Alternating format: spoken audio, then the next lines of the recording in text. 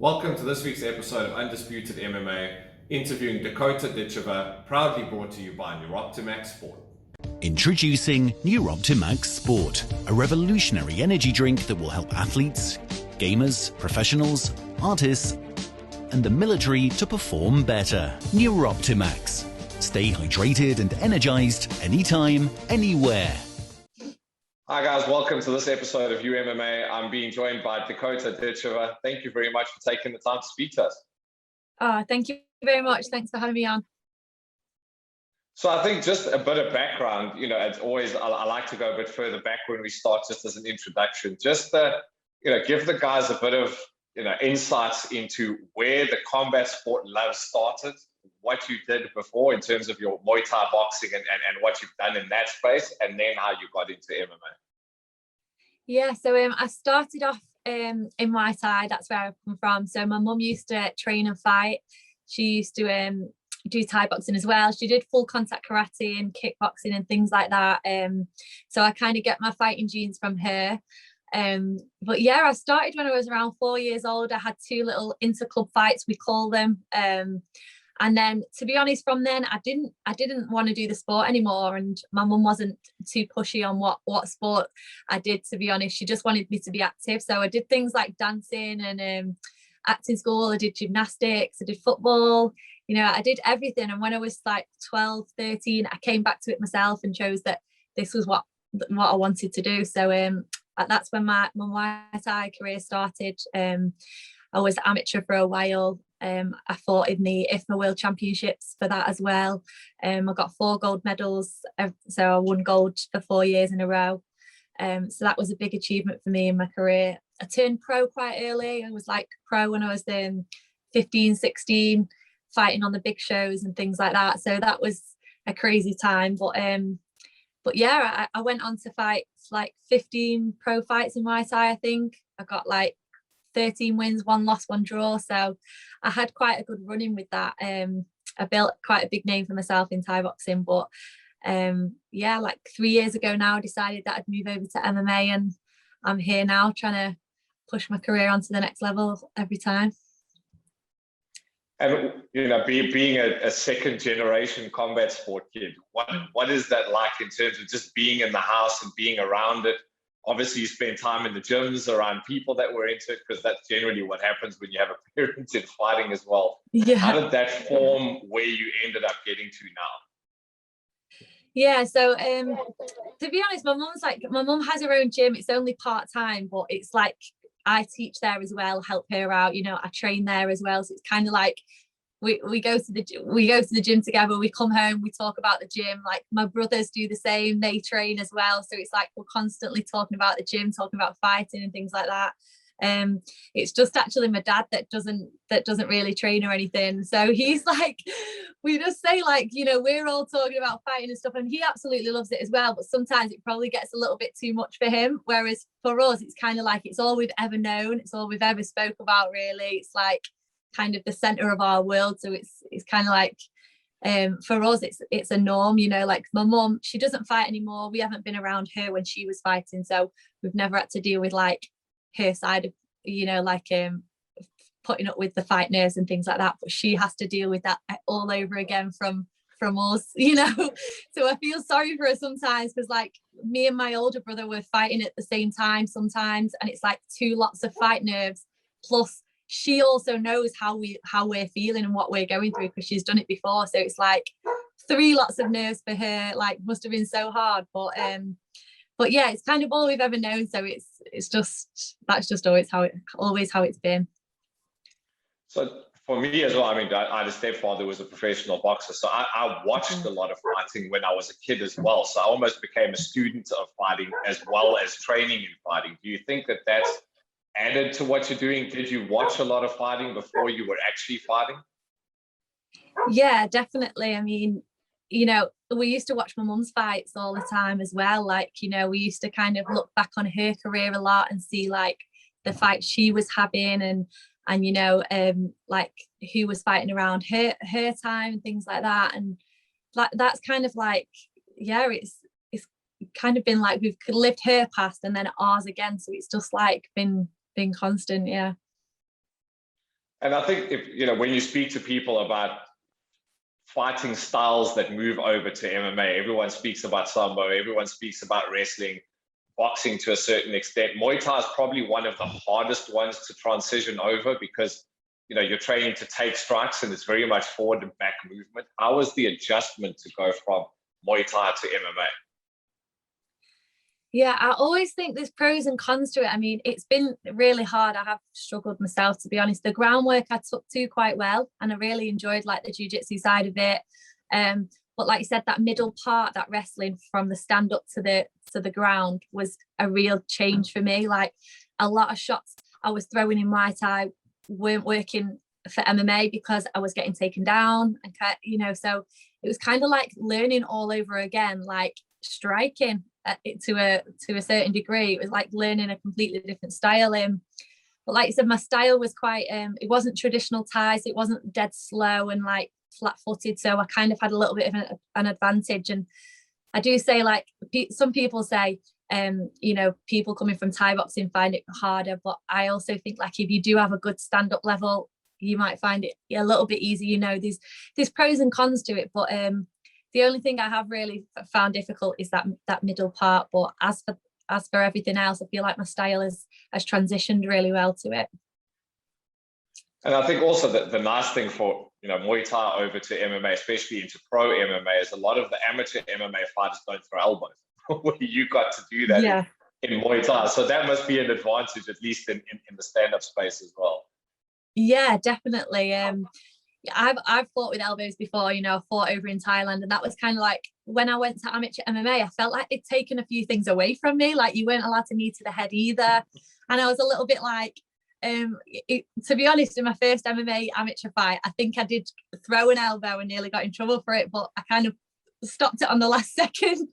But because it was just something natural to me, it was kind of like it was hard for me to come back to no elbows and things. But to be honest, I felt so much more confident in my last fight, which was my first pro, because I was allowed to elbow. I felt like my whole game was back, and it was really strange that I felt like a lot more confident, the fact that I was able to use the elbows, whereas like you said, somebody that hasn't used them before, it's probably quite a scary thing.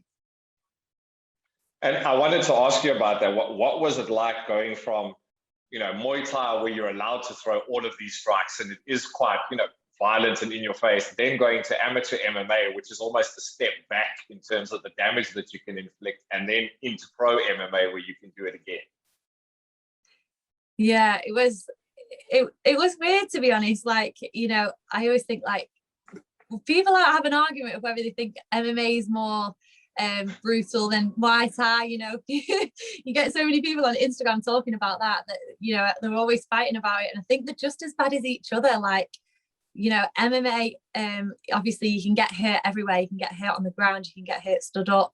Muay Thai, it's just constant, like you're just getting hurt stood up. So I think they're both brutal, but I didn't really I thought that coming to MMA, I was just expecting the same, really. I'd been through it all in Muay Thai before, so I wasn't expecting like any other damage or anything like that. I was just prepared for anything. I think Muay Thai had toughened me up enough to move to MMA. And I've had numerous discussions about this with a couple of people, is people that are coming from a specific sport like boxing, Muay Thai, wrestling into MMA, and then a lot of the younger guys now training MMA from very young. Do you think there's an advantage or disadvantage in coming from a traditional sport and experiencing that combat first? Do you mean like coming from Thai boxing over to MMA, or boxing? As opposed to someone that's just training MMA from the beginning? Yeah, I mean, you can pick. I mean, someone can come into MMA completely new and pick up bad habits straight away. Do you know what I mean? Whereas someone coming from Muay Thai might have picked up bad habits from that style over to MMA. So it's kind of like it doesn't really matter, I suppose. I don't think. I feel like I had a bit more of an advantage stood up because my level in Muay Thai was quite high, but then at the same time I had to change a lot of things and I had to learn a lot of new things for MMA. So it was kind of like it weighs it out, really. It's just Yeah, it's just, you've got to find your own style, I think, and it doesn't matter what discipline you've come from. You just have to find your style within MMA and put it all together. And the first pro MMA fight, was there a bit of nerves going into that? Obviously, making your pro debut, coming back into what would be again a brutal elbows and everything else. Yeah, of course there was nerves, yeah, but at the same time, like I said, I was quite excited because I felt like my whole game had been allowed to be used, you know what I mean? So felt like the elbows I was most looking forward to. That's something that like suits my style and stuff. So there wasn't any extra nerves. I was just excited to go out and use elbows and knees to the head like I had done before. I felt like I'd missed it. And in the MMA arena, your height is something that's going to be difficult to deal with. What kind of advantage or disadvantage do you think that gives you with the ground game and the striking? Yeah, definitely stood up. It gives me a good advantage if I can use it. That's something like I've worked on in the gym. Like obviously people are going to watch me on the internet, see that I've come from a stand-up background and want to take me down. That's kind of what everyone's tried to do in my last fights. But that's just something I work on in the gym, like, using my height as an advantage to keep that distance that I need. So I suppose it's coming, it works well for me. Yeah. On the floor, it's the same thing. Like people say to me a lot of the time, like, oh, I can't get past your legs. Like your legs are so long, like, but I suppose if I use it in the right way, it's an advantage. If I don't, then it's not, but it's just depends who I'm fighting, doesn't it? And building up to your next fight, it's pretty close at the moment. I think you're in fight week as I remember. I am, yes. Any nerves going into fight week, weight cuts, anything that is kind of something that you do, during fight week to get the weight down, to cut the nerves away? Not really, to be honest. This week I'm kind of just like I chill out as I bring my training down a lot. I've been to training this morning, but it's kind of just more of a ticking over just for the mind, really. To be honest, I've had an opponent change. My opponent pulled out the other day, which I was really gutted about. It's the last thing you need going into fight week. I've kind of like, it was a really tough fight that I was going to have. It was the girl that I've wanted to fight that was going to give me the biggest test that I needed. And I had a whole game plan around what I was going to do, and that's kind of just gone out the window. So this week it's just kind of like keeping focused. They've managed to get me somebody else to step in yesterday, which I'm really lucky to get. So it's kind of just at the moment, the last minute opponent change like that is kind of like, it can throw your mind a little bit, because now I don't really know who I'm fighting. Like my game plan might not work. It might, you know what I mean? So I'm just gonna keep busy this week, just finish off my last little weight cut, like you said. I'm having to take the fight at a higher weight as well, which isn't something, it's something I've done before, so it's fine. But it just means I can eat a little bit more as well. I don't have to cut my calories as much. So I mean, it's kind of, it's fine, you know what I mean? I can go and get a little bit extra food. I'm just going to see it that way. And that was what I was going to ask you. So in terms of those weight cuts and kind of cutting down the weight for fight week, what is the first thing you eat after the fight? That's always the best question for a fighter. Yeah. I always go, I always have like a takeaway on the way home or something. Like I'll go for a McDonald's or a pizza or something, but believe it or not, I never enjoy it. Like when you're dieting for a fight, you're craving all this food and then when you're allowed it, you don't even really enjoy it when you have it. And even though I'm the same every single time and I know I'm not going to enjoy it, I still crave it. And that's kind of what eats you up fight week. It's like, I'm thinking about all this food now, but at the same time, I'm thinking, I'm not even going to enjoy that when I have it. So why am I stressing myself out? But yeah, it'll be a McDonald's or something like that. And then speaking about the opponent change, so you said you've had a pullout, and I want to ask you this as well, because pullouts and change of opponents and these kind of things seem to happen a lot more in female MMA than it does in male MMA. I mean, I speak to female fighters that have opponent changes and people pulling out and battling to find opponents in a lot of cases as well. Yeah. Who is the new opponent? You know, why the other opponent pulled out, and what's your thoughts on the new opponent? Yeah, so I think I heard that Dee Begley had pulled out because she's done a rotator cuff or something like that in her shoulder, which I hope she gets better soon. But I was absolutely gutted. I was the fight had already been. We were meant to fight 2 weeks ago on a different show. She changed the date with that one, so then we put the date for this weekend. Now she's pulled out for that one, and it's just like it makes it 10 times worse that I'm looking for opponents all the time anyway. Like, I was lucky to get Dee. She wanted to fight. I was lucky to get her. And I just feel like I'm constantly searching for opponents, and it's just not happening for me. But yeah, we've got a new opponent anyway, so we're going to focus on that. I think it's Kerry Isom. I might have already fought her before, I think, when I was amateur. I got the stoppage in round 1 by a submission. So she's making her pro debut, I think. I've obviously already done my pro debut, but I think she's making her pro debut in this fight. So yeah, I suppose it'll just be good to run it back and see how much I've improved from then to now in what I've been working on and stuff. So I think her record's like 8-2 in amateur, so it's a decent record. And yeah, I'm just happy that she stepped in and I've got a fight there. Do you think it's an advantage or a disadvantage fighting someone you've fought and beaten before? Do you think that gives you an edge, or do you think it's something where they can go back and look at tape and try and better themselves over, you know, coming back to you to get the win back? I suppose a bit of both. Yeah, it depends how strong their mind is. I mean, like, the fight was over very quickly in the one that we had last time. There wasn't really many stand-up exchanges.